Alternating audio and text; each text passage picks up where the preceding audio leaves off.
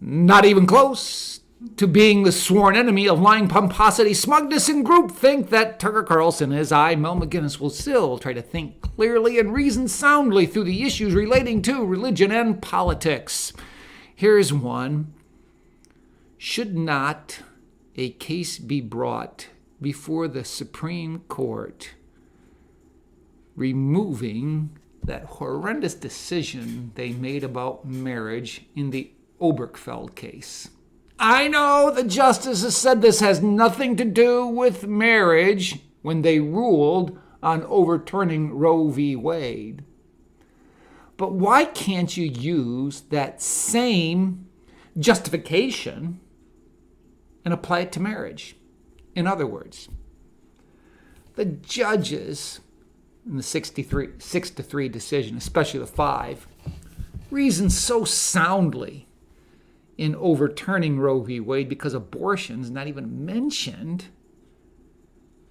in the Constitution. They had a justifiable cause for removing that onerous decision that, by the way, was made by 7 white guys. Talk about white privilege for those of you on the left. But here we have marriage. It's nowhere found in the Constitution. And yet by a 5-4 decision, I think it was, they decided to strike down every law in the states regarding one man for one woman marriage. What if a state now decided, you know what, we're going to define marriage according to Scripture, according to the way the Creator, that's talked about in our Declaration, defined marriage, according to the way where natural law defines marriage as being between a man and a woman. What if a state did that and took it to the Supreme Court? If those justices would rule on it the way they did with abortion, you could overturn Obergefell because marriage is a state issue, an issue of Amendment 10. Powers not delegated to the federal government are reserved for the states and the people. It's a 10th Amendment issue. I bring it up because the court insisted that it had nothing to do with marriage. And in one sense, I could agree with that because they were dealing with the matter of abortion. But what if a state says, no, we're not going to follow the judicial activism of the Supreme Court when they legislated from the bench that marriage was going to be between a man and a man, or whatever two you want to define in being married. Marriage is a state issue. Beyond that and above that, it's a God issue because God defined it. Why can't a state do that? What is so grievous about a state taking the initiative to, once again, take a stand for God-ordained marriage being between a man and a woman?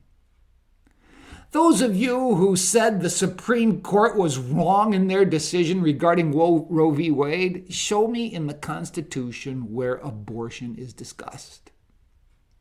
Likewise, show me in the Constitution where marriage is discussed. Don't give me this stare decisis. That's just a tradition. Tradition does not trump text. The text is the Constitution. We follow the Constitution, not stare decisis or precedents. I know I'm not a legal scholar, and in some ways I'm grateful that I'm not because of what's taking place in universities regarding critical theory, critical law theory, just overturning the fundamentals of law and the principles of jurisprudence. Go back to the basics. Study what the founders had to say about it. They reasoned soundly regarding the conclusions they made.